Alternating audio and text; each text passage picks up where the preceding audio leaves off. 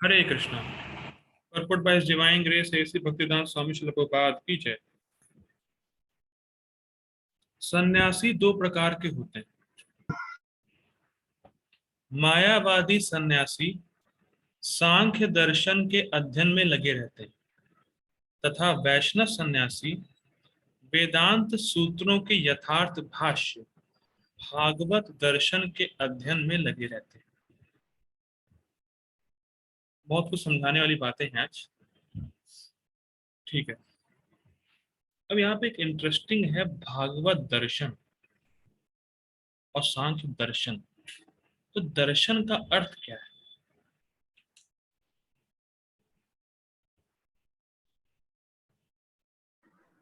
प्रभु जी दृष्टि। हम्म, जी माता जी। दृष्टि। ओह वेरी गुड माता जी, यस, दृष्टि। हरि बोल। थैंक यू माता जी। दर्शन मतलब दृष्टि। तो जो वैष्णव सन्यासी है वो भागवत दर्शन का अध्ययन कर रहे हैं, मतलब उनकी भागवत दृष्टि। कहने का इन द सेंस ये है, किस तरह से भागवत श्रीमद् भागवतम हमें दृष्टि दे रही है। और वो क्या दे रही है कि ये जगत कृष्ण से आया है, जीव कृष्ण का अंश है, जीव कृष्ण की भक्ति करके ही सुखी हो सकता है, और ये भौतिक जगत भगवान की शक्ति है। तो ये शास्त्र चक्षु है, ये भागवत दर्शन है। भागवत हमें शास्त्रों का चक्षु दृष्टि प्रदान कर रही है। लेकिन जो मायावादी है वो कृष्ण को गोल करके, कृष्ण को आउट करके सिर्फ ब्रह्म के चिंतन में लगा रहता है, क्योंकि वो सांख्य दर्शन के अध्ययन में लगा है। सांख्य मतलब ये नहीं है, ये नहीं है, ये नहीं है, ये नहीं है, ये नहीं है, तो क्या है? और वो अल्टीमेटली ब्रह्म तक ही पहुंच पाता है। भागवत दर्शन मतलब भागवत हमें क्या दृष्टि दे रही है? ये तो एक अर्थ हुआ दर्शन का। दूसरा दर्शन का अर्थ होता है फिलॉसफी। अच्छा, अब इंटरेस्टिंग है, अगर कोई व्यक्ति दर्शन नहीं समझा, दर्शन नहीं समझेगा तो उसको नुकसान क्या होगा? क्योंकि मायावादी सन्यासी भी दर्शन, कुछ ना कुछ उनका दर्शन है, कोई फिलॉसफी है। वैष्णव सन्यासी है, उनकी भी कोई फिलॉसफी है। तो फिलॉसफी जरूरी क्यों है? फिलॉसफी नहीं समझेंगे तो फिलॉसफी नहीं समझने का नुकसान क्या है? क्या नुकसान हो जाएगा?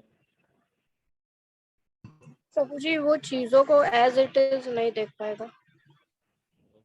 ठीक है, ये भी आंसर सही है।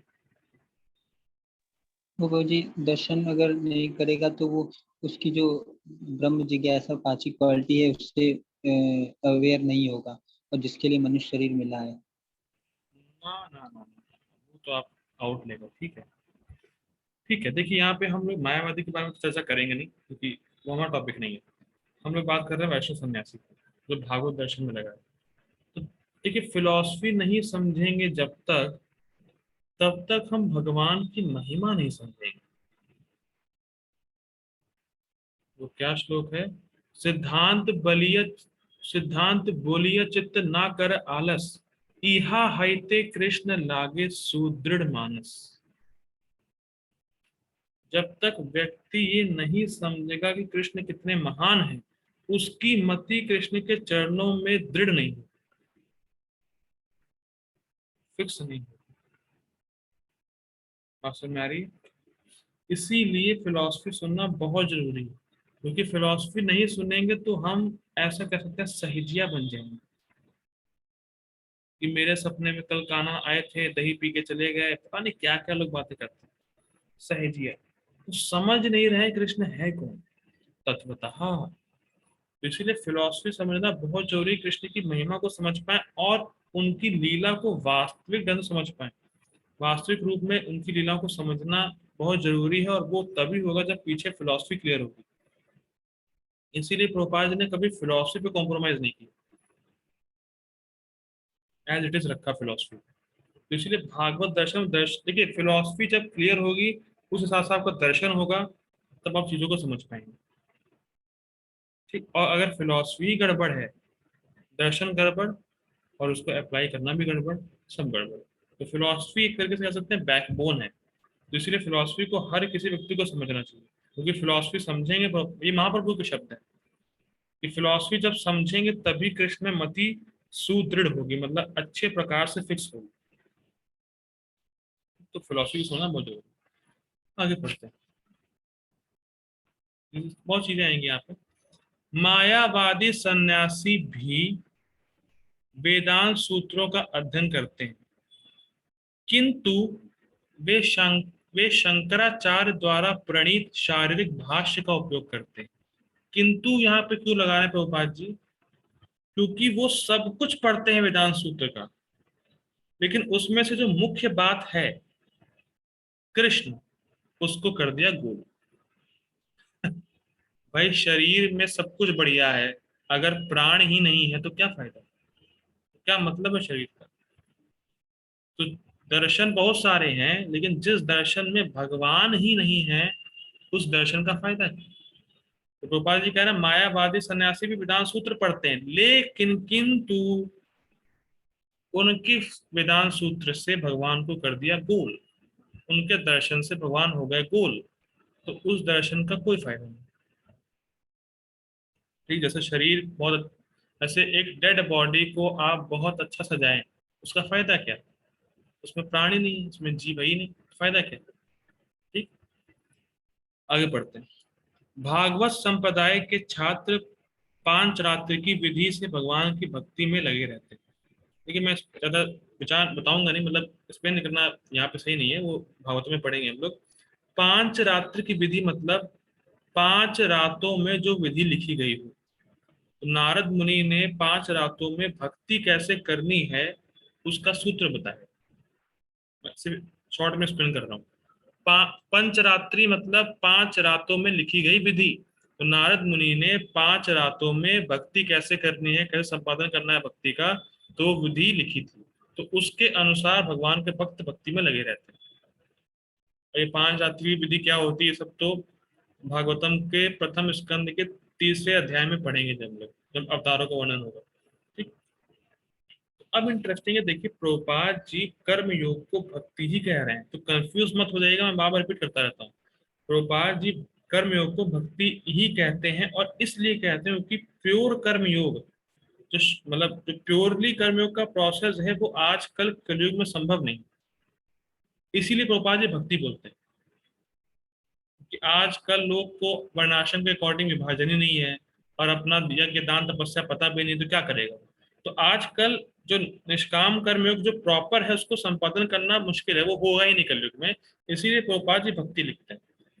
तो भक्ति में व्यक्ति हर इंद्रियों को कृष्ण की सेवा में लगाता है, 5 रात्रिक विधि से अच विग्रह की सेवा करता है। ठीक, तो ये बात हो रही है। अतः वैष्णव सन्यासियों को भगवान की दिव्य सेवा के लिए अनेक प्रकार के कार्य करने होते हैं। उन्हें भौतिक कार्यों से सरोकार नहीं रहता, किंतु तो भी वे भगवान की भक्ति में नाना प्रकार के कार्य करते हैं। बहुत सुंदर बात प्रभुपाद जी लिख रहे हैं, और प्रभुपाद जी ने करके दिखाया इसलिए लिख रहे हैं। देखिए सन्यासी को शादी में जाना भी अलाउ नहीं होता। ऐसा कह सकते हैं प्राय जब प्रभुपाद जी के समय में सन्यासी को तो बाहर जाना, 7 समुद्र पार करके, मतलब इंडिया से बाहर जाना, वो तक अलाउ नहीं था। लेकिन फिर भी प्रभुपाद जी सन्यासी होते हुए भी उन्होंने बिल्डिंग बनाई। भाई सन्यासी को बिल्डिंग बनाने से क्या लेना देना? लेकिन सन्यासी होते हुए प्रभुपाद जी ने बिल्डिंग बनाई, बहुत सारे मंदिर बनाए, मैनेजमेंट किया, बुक में पेंटिंग कराई कि देखो भाई चित्र ऐसे बनने चाहिए, पेंटिंग ऐसे होनी चाहिए, उनको देखा, बुक की सेलिंग की जाके, और यहाँ तक कि शादी कराई भक्तों की। लेकिन उन सब का उद्देश्य क्या है? भक्ति का प्रचार। तो वैष्णव सन्यासी सब कुछ कर सकता है भगवान की सेवा के लिए, ये बात गोपाल जी कह रहे हैं। ये नहीं मायावादी के सन्यासियों की तरह बस ध्यान में लगे हुए हैं, बस जगह से विरक्त हैं, कुछ नहीं करना, सब हटाओ सब। वैष्णव सन्यासी भगवान की सेवा के लिए, भगवान की भक्ति का प्रचार करने के लिए कुछ भी कर सकता है। और इंटरेस्टिंग है, स्टेटस पे डाला था आयुषी माता जी ने, प्रभुपाद जी से पूछा why you are travelling in so many countries. Prabhupada ji ने कहा मैं ट्रेवलिंग कर रहा हूं जिससे कि आप लोग 8,4,00,000 जो योनियां हैं उसमें ट्रेवल ना करें, इसलिए मैं ट्रेवल कर रहा हूँ। असल में बहुत बहुत अमेजिंग स्टेटमेंट है प्रभुपाद जी का। मैं इसलिए यात्रा कर रहा हूँ विश्व भर में जिससे कि मैं आपकी जो 84 लाख योनियों में यात्रा है उसको रोक सकूं। अमेजिंग। तो जो सन्यासी, जो वैष्णव सन्यासी भक्ति के प्रचार के लिए, भक्ति के लिए वो कुछ भी करने को रेडी रहता है। ठीक, ये बात सीखने वाली है। ये नहीं कि अरे प्रभु जी मुझसे तो ये हुआ ही नहीं, प्रचार प्रचार, अरे प्रचार करना, बुक डिस्ट्रीब्यूशन, प्रभु जी ये मुझसे कैसे हो सकता है। सब हो सकता है, बस लेकिन आप अपने अंदर कभी देख रहे हो कि आप नहीं जानते कि कराने वाले तो कृष्ण हैं। अगर आप कृष्ण के लिए करने जाएंगे और भाव ठीक रहा, भाव अगर सही रहा कि कृष्ण की प्रसन्नता के लिए मुझे करना है, तो अपने आप ही आप कर देंगे। हमें शक्ति नहीं, लेकिन कृष्ण हमें शक्ति देंगे। ठीक। किंतु मायावादी सन्यासी जो सांख्य तथा वेदांत के अध्ययन एवं चिंतन में लगे रहते हैं, वे भगवान की दिव्य भक्ति का आनंद नहीं उठा पाते। अब मेरा प्रश्न है, क्यों नहीं उठा पाते?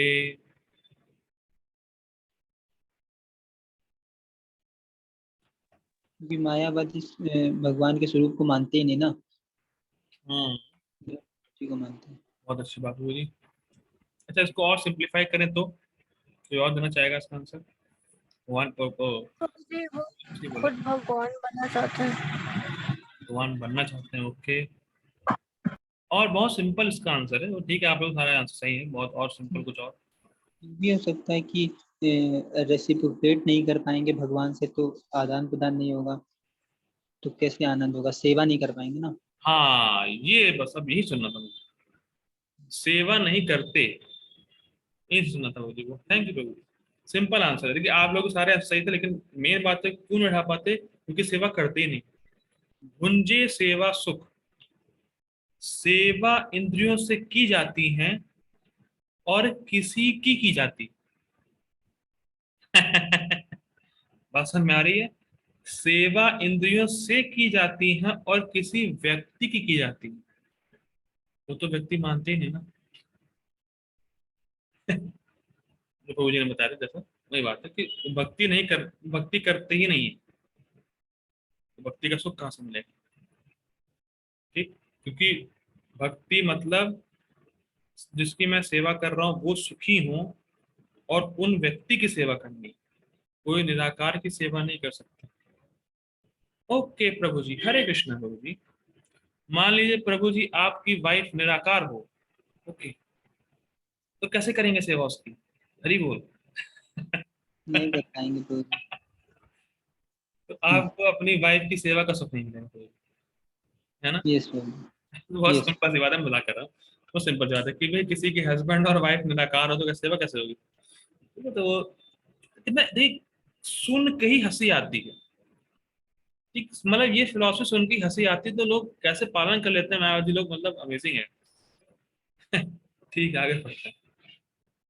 चूंकि उनका अध्ययन अत्यंत जटिल होता है, अतः वे कभी कभी, ये सुनिएगा बहुत ध्यान से, चूंकि उनका अध्ययन अत्यंत जटिल होता है, अतः वे कभी कभी ब्रह्म चिंतन से ऊब कर समुचित बोध के बिना भागवत की शरण ग्रहण करते हैं।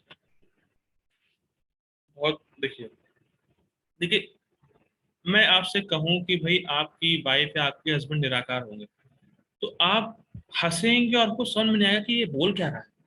निराकार मतलब लाइट होगी निराकार, सब क्या बोल रहा है वो, समझ ही नहीं आता क्या है। तो जो मायावादी है उनको, उनका खुद का अध्ययन उनको कठिन लगता है। Quite amazing. जो मायावादी फिलॉसफी पढ़ रहा है, उसको जो अध्ययन, जो वस्तु वो कर रहा है, जो शास्त्र कर रहा है, उसको समझने में उसको कठिनाई आ रही है। तो जब व्यक्ति ऐसे अध्ययन से बोर हो जाता है, तब वो समुचित बोध के बिना भागवत की शरण ग्रहण करता है। और समुचित बोध के बिना, इस बहुत ही इंटरेस्टिंग, समुचित बोध के बिना मतलब बिना वैष्णव के आश्रय में जाए, वो भागवत को समझने का प्रयास करता है। अपने अपने शास्त्र समझ नहीं आए, चलो भाई भागवत पढ़ लेते हैं, भागवत में देखते हैं, लेकिन भागवत वो बिना वैष्णव की शरण ग्रहण किए भागवत को पकड़ने या भागवत को पढ़ने का प्रयास करता है। और भागवत में जो सिद्धांत है वो है शुद्ध भक्ति। भागवत शुद्ध भक्ति को स्थापित कर रही है, ठीक, लेकिन वो लोग इसको स्थापित नहीं करते। फिर रिपीट कर रहा हूँ, भागवत शुद्ध भक्ति को स्थापित कर रही है, लेकिन वो अपने मन से पढ़ रहे हैं, मन गढ़ंत तरीके से, तो कहते हैं नहीं भागवत भक्ति नहीं। इसीलिए वो जब तक वैष्णव के आश्रय में नहीं लेता है, वो मायावादी सन्यासी भागवत को नहीं पढ़ता, तो उसको भागवत की असली चीज नहीं समझ में आती और ना भागवत का रस प्राप्त होता है। बात समझ में आ रही? भाई मैं कहूँ, हरी बोल, मैं कहूँ मान लीजिए मेडिकल की बुक आप सीए से पढ़ें, मेडिकल की बुक सीए से पढ़ें तो ना उसको समझ आएगा, और अगर आप उनसे पढ़ते भी हैं तो जो वाकई में जो सिद्धांत है, वाकई में जो फॉर्मूले वगैरह जो भी जो एक्चुअल चीज है वो आपको मिलेगी नहीं। क्यों प्रभु जी? आप सीए से पढ़ेंगे मेडिकल की यस बुक? सर। नहीं नहीं। जो इस फील्ड का जो इस फील्ड का होगा उससे पढ़ेंगे ना। तो भाई वैष्णव सिद्धांत दिया है भागवत में, तो भैया वैष्णव के अंडर में रहकर पढ़ाई करो ना भागवत की, भागवत की शरण ग्रहण करो। लेकिन वो ऐसा करते हैं, ठीक। अब बहुत सुंदर आने वाली प्रभुपाद जी की, फलस्वरूप मतलब ग्रहण नहीं किया वैष्णव का आश्रय और भागवत भागवत पढ़नी शुरू कर दी। फलस्वरूप श्रीमद् भागवत का भी अध्ययन उनके लिए कष्टकर होता है प्रभु जी? भागवत का अध्ययन कष्टकर? अरे भाई भागवत तो रसमालय है, सारे रस का आगार है, सुख देने वाली है, शोक मोह भय नष्ट करने वाली, तो कष्ट कैसे हो रहा है भागवत को पढ़ने से? भागवत को पढ़ने से कष्ट कैसे हो रहा है व्यक्ति को? तो उसमें तो शोक मोह भयापह, शोक मोह भय दूर होता है, तो फिर कैसे भागवत पढ़ने से कष्ट हो रहा है? बहुत सुंदर बात है। कष्ट कर इसलिए है क्योंकि भागवत कहती है ओम नमो भगवते वासुदेवाय, जन्माद्यस्तः, इस जगत के सोर्स परम पुरुष भगवान श्री कृष्ण है, पुरुष। और वो लोग निराकार मानते हैं। जन्माद, देखिए मतलब आ गया तो बोल देते हैं 1.1.1, जन्मादस्य तो अन्वयादितरतश्च चार्थेष्वभिज्ञ स्वराट् तेने ब्रह्म हृदयादि कवये मुह्यन्ति सूरयः तेजो वारिमृतां यथा विनिमयो यत्र त्रिसर्गो मृषा धाम्ना स्वेन सदा निरस्तकुहकं सत्यम परम धीमहि। तो परम सत्य भगवान श्री कृष्ण हैं, पुरुष हैं। तो ये उनको हजम ही नहीं होता। अरे हम तो निराकार पढ़ते हैं। कभी ऐसा अनुभव हुआ है कि आप कुछ पढ़ते हो बुक में और ऐसी कोई मतलब जैसे आप कोई और ही फिलॉसफी हो, आप कुछ और मानते हो, लेकिन कोई बुक आपने पढ़ी जिसमें लिखा है अरे जो आप मानते हो तो गलत है, तो आपको कितना वो होता है, अरे मैं अब तक गलत सोच रहा था, मेरी अंडरस्टैंडिंग ये है, नहीं ये बुक गलत है। क्या कभी ऐसा हुआ है? आपने कुछ और पढ़ रखा है लेकिन वास्तव में है कुछ और, आपने बुक में जब पढ़ा या किसी से सुना, नहीं ऐसा होता है, यस प्रभु। मैं तो कुछ और सुन रखा था। नहीं नहीं आप झूठ बोल रहे हो। तो उन्होंने पढ़ रखा है निराकार, लेकिन भागवत में लिखा है परम पुरुष भगवान श्री कृष्ण पुरुष, शाश्वत आदि पुरुष। तो इसीलिए उनको कष्ट आता है समझने में, इसीलिए उनके लिए कष्टकर है क्योंकि वैष्णव की शरण ली नहीं। ठीक। मायावादी सन्यासियों का शुष्क चिंतन तथा कृत्रिम साधनों से निर्विशेष विवेचना उनके लिए व्यर्थ होती है। ठीक, मतलब बेकार है। भक्ति में लगे हुए वैष्णव सन्यासी अपने दिव्य कर्मों को करते हुए प्रसन्न रहते हैं और यह भी निश्चित रहता है कि वे भगवत धाम को प्राप्त होंगे। बहुत सुंदर बात। मायावादी भैया सारे कर्म हम छोड़ रखा है, पढ़ता है, धर्म रखता है, चिंतन वगैरह करता है निराकार का।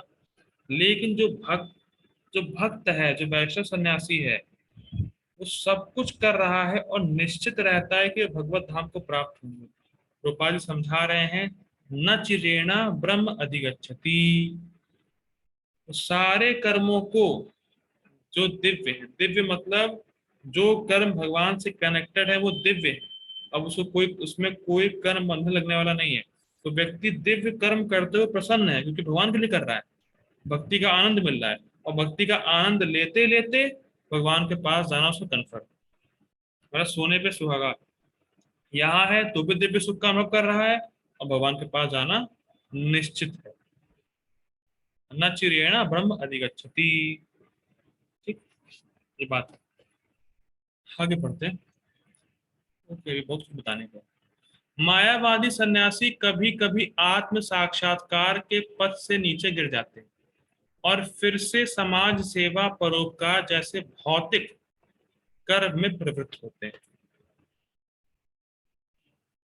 अब मैं पूछना चाहूंगा, क्यों वो समाज सेवा या परोपकार जैसे भौतिक कर्म में प्रवृत्त होते हैं, क्यों? हरे कृष्णा।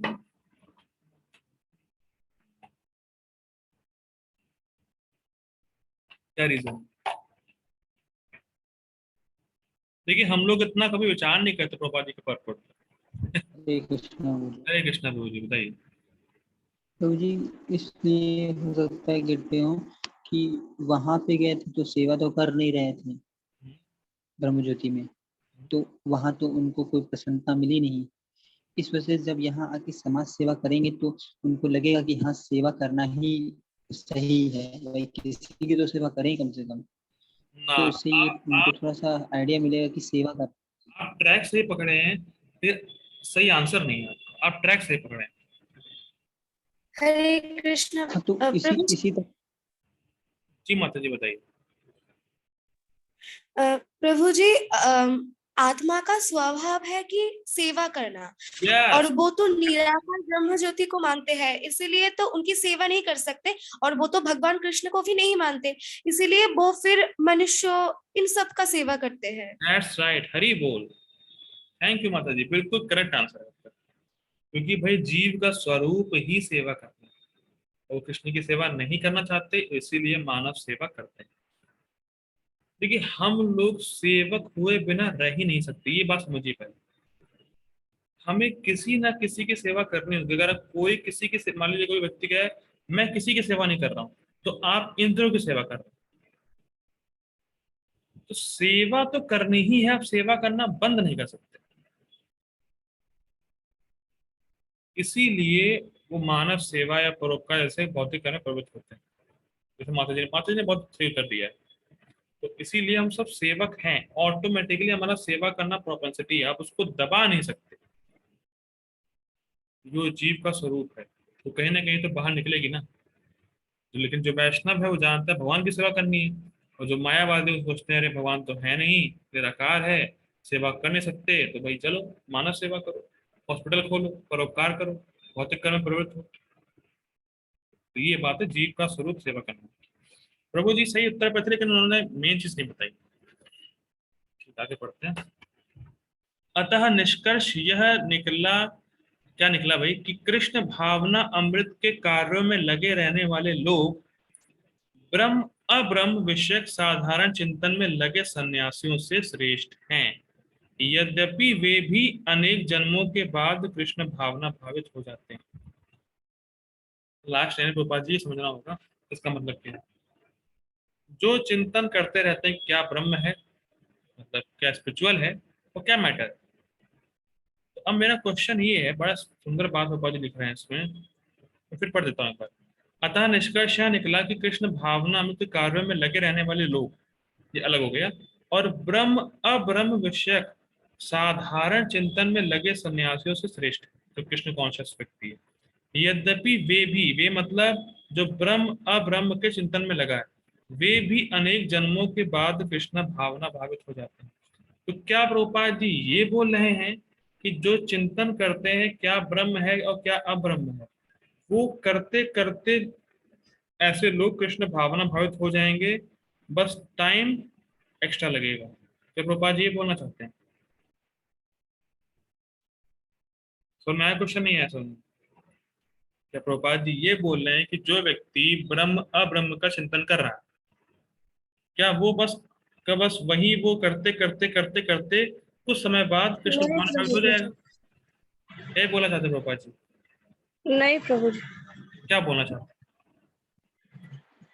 प्रभु जी, बहुत जन्म के बाद उसको फाइनली पता चलेगा कि भगवान हैं? कृष्ण है और वो सेवा नहीं, वो करेगा। ठीक है, वो तो ठीक है, मैं वो तो ठीक है, लेकिन मैं ये कह रहा हूँ कि जो ब्रह्म अब्रह्म का चिंतन करता रहेगा करता रहेगा करता रहेगा, तो क्या वो उस एक्टिविटी को करते करते करते करते करते करते ही क्या कृष्ण भावना भवित हो जाएगा? जब प्रभुपाद जी ये बोल रहे हैं। प्रभु जी, जब तक उसे शुद्ध भक्तों की कृपा नहीं मिलेगी तब तक वो कृष्णा कॉन्शियस में आ नहीं पाएगा। यस, हरी बोल माता जी, आपको लग रहा है आज क्या खा के आई माता जी आप? Very good. मैं यहाँ से बॉल फेंक रहा हूँ, माता जी बैटिंग कर रही हैं, हरी बोल। ठीक है, देखिए बहुत इंटरेस्टिंग है, इसको समझना पड़ेगा थोड़ा सा। मान लीजिए कोई मायावादी मानव सेवा तो खोल रखा है, वो परोपकार कर रहा है, कुछ सेवा कर रहा है, हॉस्पिटल खोल रहा है, कुछ भी कर रहा है, किसी प्रकार से उसने किसी वैष्णव की सेवा कर दी तो उसकी सुकृति बन गई, और वो सुकृति फिर फलीभूत होगी, भक्तों का संग उसको प्राप्त होगा, और फिर वहां से उसकी शुद्ध भक्ति प्राप्त करने की इच्छा जागृत हो जाएगी। बहुत सूक्ष्म पॉइंट है। और आप अगर जाइए वृंदावन वगैरह में तो मायावादी सन्यासी खूब जो है खोले रहते हैं हॉस्पिटल वगैरह, और खूब वैष्णवों का सम्मान भी करते हैं, ऐसा नहीं है, भले फिलॉसफी अलग अलग है लेकिन वैष्णवों का सम्मान करते हैं। ठीक, तो बस यही रूपा जी पॉइंट कर रहे हैं कि वो लोग समाज सेवा कर रहे हैं, परोपकार कर रहे हैं, और कदाचित गलती से या अनजाने में या जाने में किसी वैष्णव वैष्णव की सेवा उसने कर दी तो उसकी स्वीकृति बन जाएगी। तो भगवान उस स्वीकृति को फलीभूत कर देंगे, उसको भक्तों का संग कभी प्राप्त हो जाएगा, और फिर उसके हृदय में भक्ति का बीज पड़ जाएगा, वो भक्ति स्टार्ट करेगा, भगवान के पास पहुंच जाएगा, कृष्ण कॉन्शियस हो जाएगा। क्योंकि सेवा की प्रवृत्ति तो है ही है उसके अंदर, वो सेवा तो करेगा ही करेगा। अब कदाचित अगर वैष्णव की सेवा कर दी, बस उसकी भक्ति स्टार्ट। समझा लॉजिक?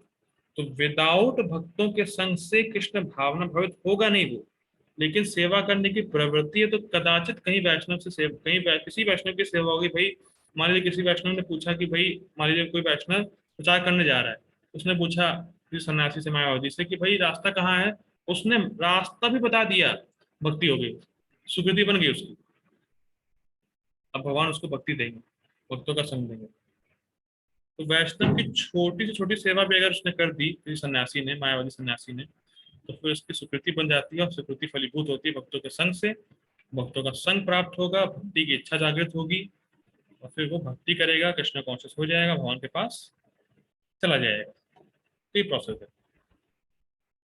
ठीक है, तो देखिए अब इसीलिए बहुत विचार करना ये होगा कि हम कम से कम ये भावना लाएं कि हमें सबके मतलब हमारा सबके प्रति सेवा भाव हो, और सम्मान करने का मतलब ऐसे ऐसा भाव रहे कि हमें सबका सम्मान करना है और सबकी सेवा करने का प्रयास करना है।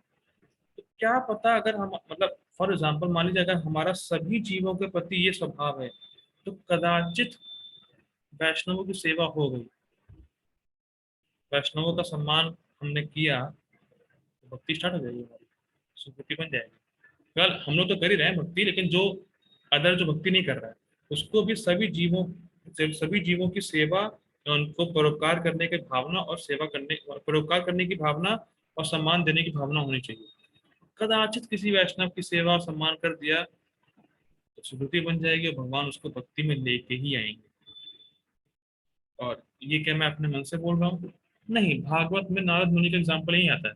नारद मुनि 5 साल के बच्चे थे, और भक्ति वेदांत मतलब जो वैष्णव सन्यासी थे उनके घर पे आए थे रुकने के लिए, सेवा करी, भक्ति भी प्राप्त हुई, और आज वो नारद मुनि। तो भक्तों की सेवा से ही वो नारद मुनि बने, और उनका इतिहास पढ़ेंगे हम लोग भागवतम में, तो भक्तों की सेवा करने का, सभी जीवों का सम्मान और सेवा करने की भावना अगर होगी तो ये हमारे लिए बहुत बड़ी अचीवमेंट है, क्योंकि हम तो छोटी छोटी की बात बोल दे, बुरा बोल दे तो मुंह फुला लेते हैं हम लोग। कैसे कैसे बोल दिया ऐसे। तो ये नहीं रखना है, मतलब प्रयास करना है कि आप सभी जीवों को भगवान के अंश के रूप में देख सके, उनका सम्मान करें, उनकी सेवा करने का प्रयास करें। और सबसे बड़ी सेवा क्या है? प्रचार, लोगों को भक्ति से जोड़ना। ठीक है, तो हम लोग यही बोल के रुकते हैं फिर हम लोग। ठीक है। जगत गुरु श्रील प्रभुपाद की जय। हरे कृष्ण।